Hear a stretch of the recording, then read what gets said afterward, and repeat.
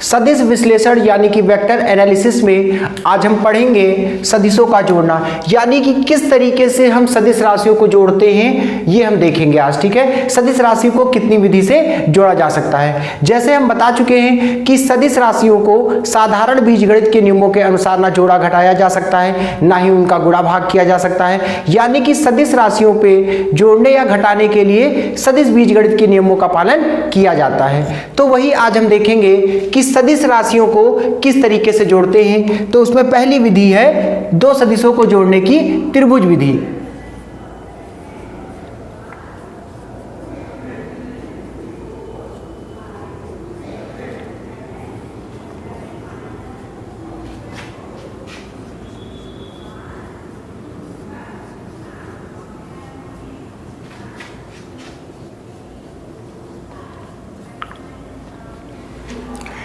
यानी कि दो सदिशों को हम कैसे जोड़ते हैं त्रिभुज विधि से वो समझते हैं। ठीक है, तो हम मान लेते हैं दो वेक्टर हमें दिए गए हैं। ठीक है, ये है सदिश वेक्टर ए, एक है सदिश वेक्टर ए, इसका परिमाण मान लेते हैं 1 2 3 मात्रक है, और दूसरा सदिश है वेक्टर बी जिसका परिमाण क्या है 2 मात्रक। ठीक है, हमें इन दोनों सदिशों को जोड़ना है। ठीक है, क्या दिया है, दो सदिश हमारे पास यहाँ पे दे रखे हैं, एक सदिश वेक्टर ए, दूसरा सदिश वेक्टर बी, जिसे हमें त्रिभुज विधि द्वारा जोड़ना है। यानी कि इन दो सदिशों का योग हमें निकालना है सदिश विधि त्रिभुज विधि से। तो कैसे निकालेंगे, सबसे पहले क्या करते हैं, दोनों सदिशों के बीच का हम कोण निकाल लेते हैं, है ना।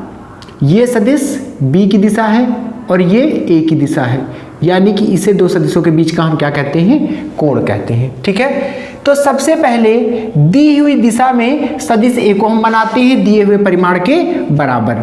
तो देखिए, जिस दिशा में सदिश ए दिया है उसी दिशा में हम सदिश ए को बना लेते हैं। इसका परिमाण कितना है, 1 2 3 मात्रक।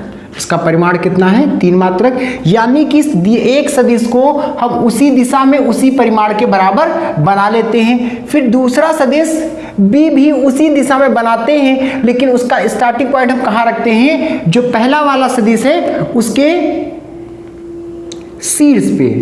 ये दूसरा सदिश बन गया सदिश बी जिसका परिमाण कितना है 2, और ये देखिए दिशा हो गई है ना, इसी दिशा में तो है, और इनके बीच का कोण कितना होगा, अगर यहां पे देखा कोण कितना है, थीटा है, तो यहां पे भी ये कोण कितना होगा, थीटा होगा। तो ये तो हो गई बात सदिश को खींचने की। दो सदिश ए और बी को हमें जोड़ना था, तो पहला सदिश हमने वेक्टर ए ड्रॉ किया, उसके बाद दूसरा सदिश वेक्टर बी उसी दिशा में हमने ड्रॉ किया, लेकिन कहां से, जो पहला सदिश था उसके शीर्ष से। अब पहले सदिश का टेल यानी कि पीछे वाला बिंदु पुच्छ, और दूसरे सदिश का हेड यानी कि शीर्ष, दोनों को हम क्या करते हैं, मिला देते हैं। ये जो वेक्टर है यही क्या करता है, इन दो सदिशों के योग को प्रदर्शित करता है। ठीक है, तो बात समझ में आ गई। दो सदिशों को हम त्रिभुज विधि द्वारा कैसे जोड़ते हैं, पहले एक सदिश दी हुई दिशा में खींच देते हैं, फिर दूसरा सदिश जब हम बनाते हैं तो उसका स्टार्टिंग पॉइंट कहाँ पर रखते हैं, पहले वाले सदिश के शीर्ष पे। उसके बाद पहले वाले का स्टार्टिंग पॉइंट और दूसरे वाले का शीर्ष, दोनों को हम मिला देते हैं। वो क्या होता है, दोनों सदिशों के योग को प्रदर्शित करता है। ठीक है, इसी तरह एक एग्जांपल और देख लेते हैं। जैसे दिया है एक सदिश ए, वो व्यक्त करता है 6 न्यूटन बल पूर्व दिशा में। एक सदिश 6 न्यूटन बल पूर्व दिशा में प्रदर्शित करता है, यानी कि वेक्टर ए क्या कर रहा है, 6 न्यूटन बल पूर्व दिशा में लगा हुआ व्यक्त करता है, और दूसरा सदिश वेक्टर बी 4 न्यूटन बल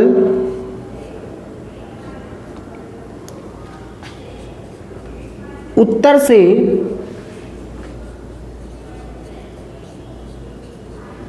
पश्चिम की ओर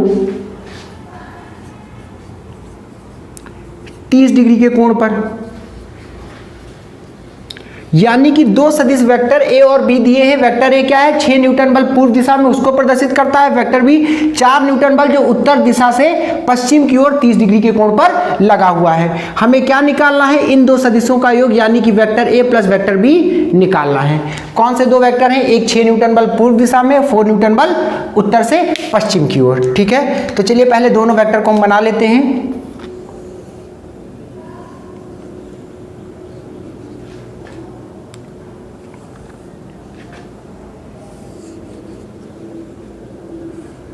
ये मान लेते हैं पूर्व दिशा हो गई, तो ये क्या हो गई, पश्चिम हो गई, ये उत्तर दिशा हो गई और ये हो गई दक्षिण दिशा। ठीक है, पूरब पश्चिम उत्तर दक्षिण। पहला वेक्टर एक इधर लगा है 6 न्यूटन बल पूर्व दिशा में। ठीक है, तो हम पहले इसके लिए कुछ परिमाण के लिए कुछ पैमाना मान लेते हैं। हम मान लेते हैं 1 सेंटीमीटर लंबाई का जो रेखाखंड होगा यानी कि 1 सेंटीमीटर लंबा तीर 1 न्यूटन को प्रदर्शित करता है। तो वेक्टर ए क्या है, 6 न्यूटन किधर लगा है, पूर्व दिशा में। तो 6 सेंटीमीटर का एक रेखाखंड हम पूर्व दिशा में खींच लेते हैं, 3 4 5 6। ठीक है, ये 6 सेंटीमीटर का हमने एक रेखाखंड खींचा जो 6 न्यूटन बल को प्रदर्शित करता है और इसकी दिशा क्या है, पूर्व दिशा में। बात समझ में आ गई, 6 सेंटीमीटर बराबर 6 न्यूटन यानी कि 6 सेंटीमीटर लंबा तीर जो है वो 6 न्यूटन परिमाण के बल को प्रदर्शित करेगा जिसकी दिशा किधर है, पूर्व दिशा में। दूसरा सदिश वेक्टर भी कहां पे है, 4 न्यूटन बल उत्तर से पश्चिम की ओर 30 डिग्री के कोण। तो उत्तर से पश्चिम की ओर 30 डिग्री के कोण पर इसका परिमाण कितना है, 1 2 3 4 है ना। ये 4 सेंटीमीटर है जो 4 न्यूटन बल को प्रदर्शित करता है। ठीक है, अब ये यहां पे किसको प्रदर्शित कर रहा है, ये प्रदर्शित करता है वेक्टर ए को और ये प्रदर्शित करता है वेक्टर बी को, है ना। वेक्टर ए क्या बता रहा है, 6 सेंटीमीटर लंबा तीर है, मतलब 6 न्यूटन बल को प्रदर्शित कर रहा है और ये शीर्ष किधर है, पूरब की दिशा में है यानी कि 6 न्यूटन बल पूर्व दिशा में। ये किसको प्रदर्शित कर रहा है, 4 सेंटीमीटर लंबाई है तीर की, मतलब 4 न्यूटन के बल को प्रदर्शित कर रहा है और इसकी दिशा क्या है, उत्तर से पश्चिम की ओर 30 डिग्री के कोण पर। हमें इन दो सदिशों को जोड़ना है, तो कैसे जोड़ेंगे दोनों सदिशों को, देखते हैं। सबसे पहले एक सदिश हम ड्रॉ करते हैं दी हुई दिशा में। ठीक, 1 2 3 4 5 6 सेंटीमीटर। ठीक है, ये हो गया सदिश वेक्टर ए, ये हो गया सदिश वेक्टर ए। इसकी दिशा क्या है, पूर्व दिशा में। दूसरा सदिश उत्तर से पश्चिम की ओर 30 डिग्री के कोण पर, इसकी लंबाई क्या होगी तीर की, 4 सेंटीमीटर, क्योंकि ये कितना है, 4 न्यूटन है।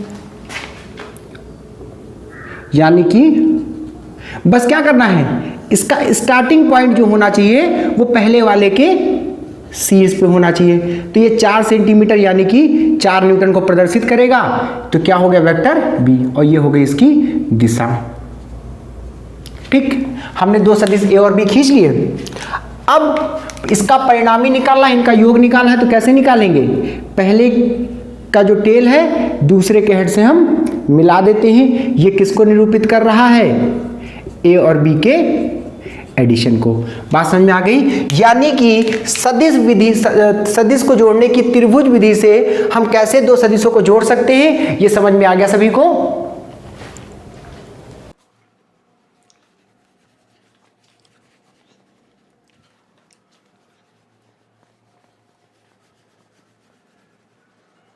नेक्स्ट देखते हैं, अगला मेथड है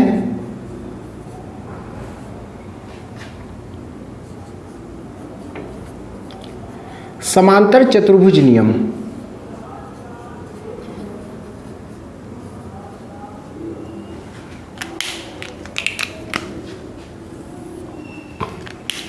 क्या है समांतर चतुर्भुज नियम, समझ लेते हैं। मान ले दो सदिश P और Q हैं।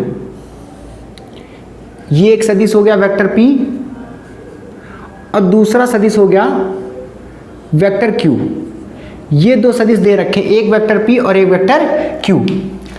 अगर इन दोनों सदिशों को किसी समांतर चतुर्भुज की संलग्न भुजाओं से प्रदर्शित किया जाए, तो इन दोनों भुजाओं से हम समांतर चतुर्भुज कैसे बना, किसी समांतर चतुर्भुज की संलग्न भुजाएं कैसे ले सकते हैं। हम इसके समांतर एक भुजा खींच दें, और इसके समांतर एक भुजा खींच दे,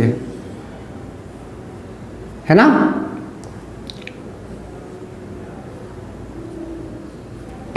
मतलब एक भुजा हमने P के समांतर खींच दी, एक भुजा हमने Q के समांतर खींच दी, तो क्या बन गया, ये एक समांतर चतुर्भुज बन जाता है। अब यहां से अगर देखा जाए एक सदिश P और ये भी तो Q को डिनोट कर रहा है, ठीक है, तो परिणामी ये होगा, अगर त्रिभुज नियम से देखा जाए तो P और Q का परिणामी ये R ही तो होगा, P प्लस Q, ठीक है। एक सदिश P और Q, इन दोनों का परिणामी क्या है, P प्लस Q। त्रिभुज नियम से इतना पढ़ चुके हैं, ठीक है ना, त्रिभुज नियम से हमने देखा P और Q का परिणामी ये R क्या होगा, P प्लस Q होगा। अब अगर Q के समांतर एक इधर वेक्टर ले लिया गया Q, है ना, और P के समांतर एक वेक्टर ये ले लिया गया, है ना, तो ये क्या बन जाती है, ये आकृति एक समांतर चतुर्भुज बन जाती है। तो हम ये भी तो कह सकते हैं P और Q से बने समांतर चतुर्भुज का विकर्ण क्या प्रदर्शित कर रहा है भाई, अगर त्रिभुज नियम था, है ना, तो P और Q का परिणामी ये R था, तो अगर हम Q के समांतर एक भुजा और ले लेते हैं, P के समांतर एक और भुजा ले लेते हैं, तो क्या बन गया, ये एक समांतर चतुर्भुज बन जाता है।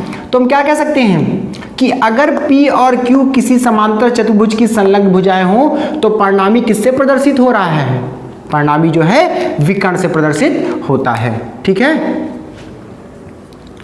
तो यहां पे लिख सकते हैं क्या है समांतर चतुर्भुज का नियम,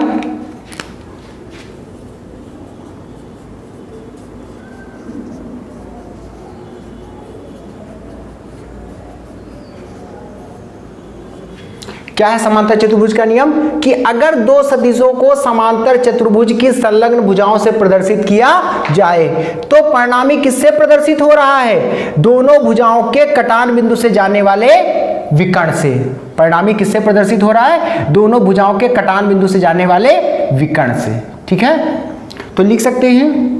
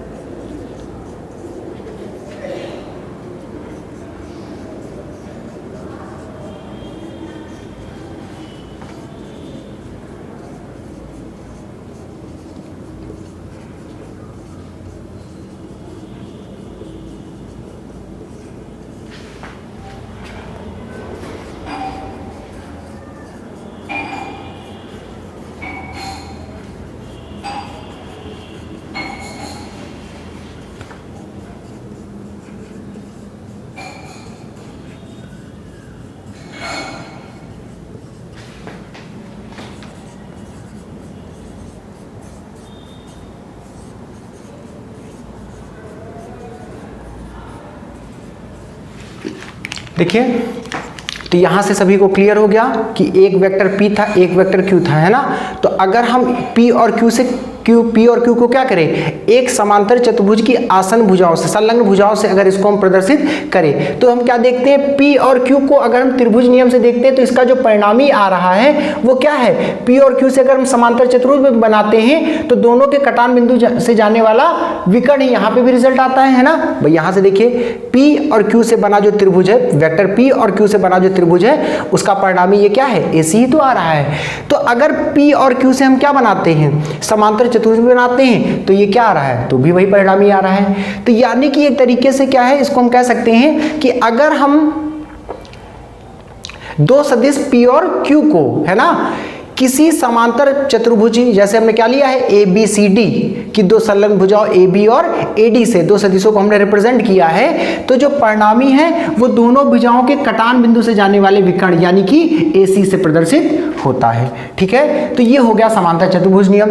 ज्योमेट्रिकली हम इसको ड्रॉ करके और इसकी लंबाई नाप के, इसका कोण नाप के हम इसका परिमाण और दिशा ज्ञात कर सकते हैं। अब हम देखेंगे कि गणितीय विधि द्वारा हम इसे कैसे कैलकुलेट कर सकते हैं। ठीक है, यानी कि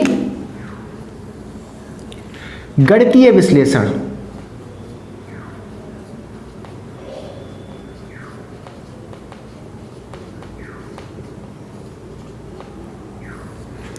यहां से तो हम दोनों सदिश को ड्रॉ करेंगे, नाप लेंगे, है ना, लेकिन हम बिना ज्योमेट्री का इसको मैथमेटिकली कैलकुलेट करना चाहें तो कैसे कैलकुलेट करेंगे देखते हैं।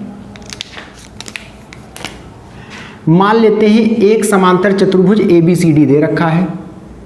ये क्या है? एक समांतर चतुर्भुज ABCD, है ना।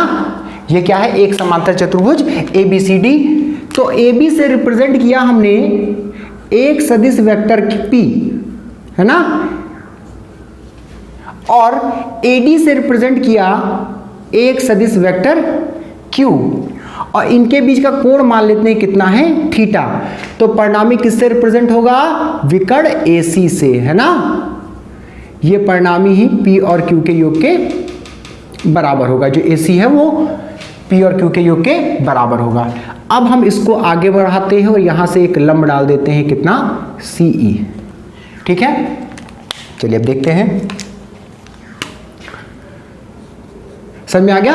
एक त्रिभुज ABCD में हमने एक सदिश P को AB से निरूपित किया, दूसरे सदिश Q को हमने AD से निरूपित किया, तो परिणामी AC से निरूपित होगा। तो अगर कोण पता है तो अगर हम इस AC की लंबाई निकाल लेते हैं, अगर इस AC की लंबाई निकाल लेते हैं तो हमें परिणामी का परिमाण पता चल जाएगा। ठीक, अगर ये कोण थीटा है तो ये भी कितना होगा? थीटा होगा। अब देखते हैं, समकोण त्रिभुज AEC में क्या होता है? पाइथागोरस प्रमेय से कर्ण का स्क्वायर मतलब AC का स्क्वायर बराबर आधार यानी कि AE का स्क्वायर प्लस लंब यानी कि EC का स्क्वायर। तो AC का स्क्वायर बराबर AE को क्या लिख सकते हैं हम? AB plus BE, AB plus BE का होल स्क्वायर और प्लस EC होल स्क्वायर। तो AC का होल स्क्वायर बराबर AB plus B whole square को क्या लिख सकते हैं? AB का स्क्वायर प्लस BE का square plus 2AB into BE plus EC का होल स्क्वायर। ठीक है, अब देखिए AC क्या है? परिणामी R, AB क्या है? पहला सदिश P का परिमाण, BE अभी हमें नहीं पता है, और EC दो क्वांटिटी यहाँ पे ऐसी हैं जिनकी वैल्यू हमें नहीं पता है। हमें EC की वैल्यू नहीं पता है और BE की वैल्यू नहीं पता है ना। ये दो वैल्यू ऐसी हैं, है ना, जिनके मान हमें नहीं पता है। तो इनको हम निकाल लेते हैं। कैसे निकालेंगे? समकोण त्रिभुज BEC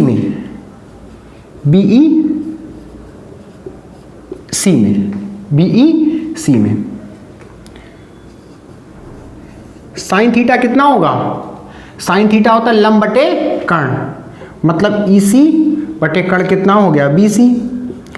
और यहां पे कॉस थीटा कितना होगा? कॉस थीटा क्या होता है? आधार बटे कर्ण यानी कि BE बटे BC। तो यहां से क्या आ गया? EC का मान आ जाएगा BC साइन थीटा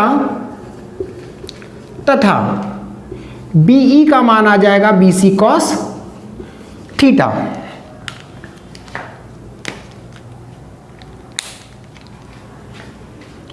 अब इस वैल्यू को हम रख देते हैं समीकरण नंबर 1 में। इस मान को हम समीकरण 1 में रखने पर, ठीक है, तो क्या हो जाएगा? AC का होल स्क्वायर बराबर AB का स्क्वायर प्लस BE की जगह क्या रख सकते हैं हम? देखिए निकाला हमने, BE का मान निकाला BC कॉस थीटा का होल स्क्वायर, यानी कि लिख सकते हैं BC square cos square theta plus 2 AB, और BE के लिए क्या लिख सकते हैं? BC cos theta plus EC की वैल्यू क्या आई है? BC साइन थीटा, मतलब EC स्क्वायर के लिए क्या हो जाएगा? BC square sine square theta. यहां से आ जाएगा AC square is equal to AB square plus इन दोनों में हम BC स्क्वायर कॉमन ले लेंगे, क्या बचेगा sign square theta plus cos square theta plus 2AB BE cos theta. Next आगे देखते हैं, तो AC स्क्वायर कितना आ गया, AB square plus BC square sine square cos square, sine square plus cos square theta की वैल्यू कितनी हो गई 1 हो गई है ना। फिर क्या आया plus 2AB BC cos theta, BC cos theta, ठीक है, AB into BC into cos theta है, ठीक है। अब AC क्या है परिणामी R का परिमाण, AB क्या है सदिश P का परिमाण, BC क्या है AD के बराबर जो क्या है सदिश Q का परिमाण। सारी वैल्यू हमें पता है कैसे, चूंकि AC क्या है सदिश P का परिमाण, AB क्या है सदिश AC किसका परिमाण है परिणामी R का परिमाण, AB क्या है सदिश Q का परिमाण और BC किसके बराबर है AD के बराबर है, जो किसके परिमाण के बराबर होगा सदिश Q के परिमाण के बराबर होगा। यानी कि इसे हम R, AB क्या है P है ना, और इसे क्या लिख सकते हैं Q। तो यहां से AC के लिए क्या लिख सकते हैं R स्क्वायर, AB के लिए AB स्क्वायर है तो क्या हो जाएगा P स्क्वायर, BC स्क्वायर है तो कितना हो जाएगा Q square plus 2PQ cos theta. तो यहां से R की वैल्यू आ जाएगी under root P square plus Q square plus 2PQ cos theta, ठीक है। तो इस तरीके से यहां पे PQ और उनके बीच का कोण पता होने पर हम दोनों सदिशों के का परिणामी निकाल सकते हैं, ठीक है। नोट कर लीजिए फॉर्मूला,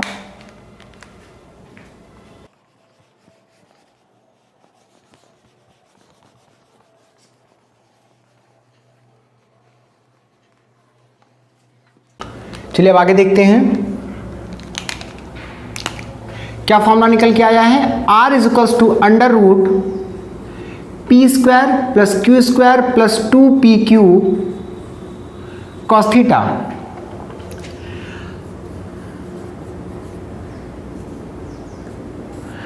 अब अगर थीटा कितना हो 0 हो, यानी कि दोनों सदिश एक दूसरे के समांतर हो, थीटा 0 होने का मतलब दोनों सदिश एक दूसरे के समांतर हो, तो R की वैल्यू क्या होगी under root P square plus Q square plus 2PQ cos 0। Cos 0 की वैल्यू कितनी होती है 1, तो अंडर रूट क्या बनेगा formula P square plus Q square plus 2PQ, यानी under root P plus Q का होल स्क्वायर कितना आ जाएगा P प्लस Q। यानी कि थीटा 0 हो यानी P और Q के बीच का कोण 0 है, तो इसका मतलब दोनों सदिश समांतर हैं, तो R क्या होगा दोनों सदिशों के परिमाणों के योगफल के बराबर होगा, ठीक है। इसी तरीके से अगर थीटा मान लेते हैं कितना है 90 डिग्री है, मतलब दोनों सदिश क्या है एक दूसरे के लंबवत हैं, तो R कितना हो जाएगा under root P square plus Q square plus 2PQ cos 90। Cos 90 की वैल्यू कितनी होती है 0, तो क्या बचेगा यहाँ पे under root P square plus Q square plus 0। Cos 90 की वैल्यू 0, 0 से 2PQ को मल्टीप्लाई करेंगे हो जाएगा 0, तो सिर्फ क्या बचेगा under root P square plus Q square. यानी कि अगर दोनों सदिश एक दूसरे से 90 डिग्री का कोण बनाते हैं अर्थात दोनों लंबवत हैं, तो उनका परिणामी under root P square plus Q square के बराबर होगा। इसी तरीके से एक कंडीशन और देख लेते हैं कि अगर थीटा कितना हो 180 हो, 180 का मतलब इस तरीके से, यानी कि सदिश एक दूसरे की विपरीत दिशा में हो, तो अगर सदिश एक दूसरे की विपरीत दिशा में होंगे तो R कितना हो जाएगा under root P square plus Q square plus 2PQ cos 180 है ना, कॉस 180 की वैल्यू क्या होती है -1, तो ये कितना हो जाएगा P square plus Q square minus 2pq, यानी कि under root p minus Q का होल स्क्वायर, ये कितना आएगा p माइनस क्यू। यानी कि दो सदिशों के बीच का कोण अगर 180 डिग्री है, यानी कि दोनों सदिश एक दूसरे की विपरीत दिशा में है, तो उनका परिणामी दोनों सदिशों के परिमाणों के अंतर के बराबर होगा। ठीक है, तो यानी कि समांतर चतुर्भुज नियम से हम परिणामी निकाल सकते हैं किस फॉर्मूले से, r is to under root P square plus Q square plus 2p cos theta. यहाँ पे p और q क्या है, दो सदिश q और p के परिमाण हैं, थीटा क्या है, दोनों के बीच का कोण है, r उनका रिजल्टेंट है। ठीक है, और अलग अलग कंडीशन में अगर सदिश समांतर होंगे तो r कितना होगा, दोनों सदिशों के परिमाणों के योगफल के बराबर। अगर दोनों सदिश लंबवत हैं यानी कि थीटा 90 है, तो जो रिजल्टेंट होगा वो under root P square plus Q square के बराबर होगा। और दोनों सदिश एक दूसरे की विपरीत दिशा में है, यानी कि कोण 180 डिग्री है, तो r कितना होगा p माइनस क्यू, यानी कि जो रिजल्टेंट होगा वो दोनों सदिशों के मैग्नीट्यूड के डिफरेंस के बराबर होगा। ठीक है,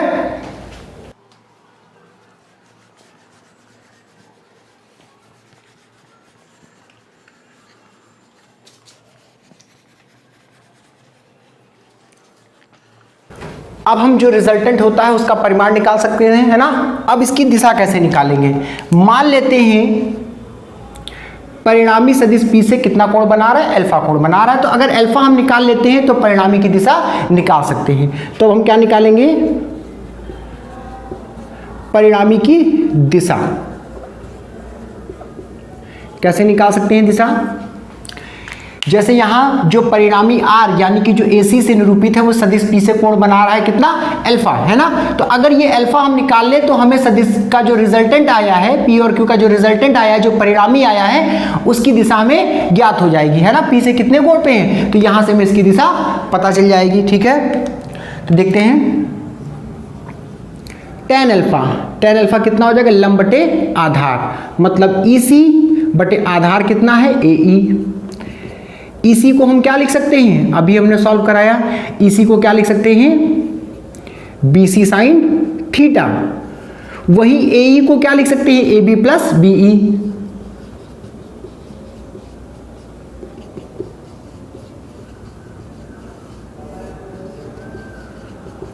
और BE की वैल्यू क्या होगी, अभी निकलवाई है, BE की वैल्यू होती है BC कॉस थीटा, अभी निकाल के दिखाएं आपको।